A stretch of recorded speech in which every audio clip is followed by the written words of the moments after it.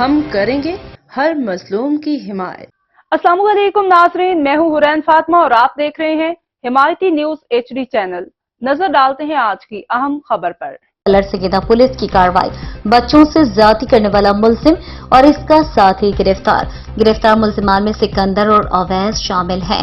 ملزم سکندر نے 3 بچوں کے ساتھ زیادتی کی اور اویس نے ویڈیو بنا کر وائرل کر دی۔ مدعی مقدمہ، واقعے کا مقدمہ متاثرہ بچوں کے والد کی مدعیت میں درج، متاثرہ بچوں کا میڈیکل پروسیس کروایا گیا ہے۔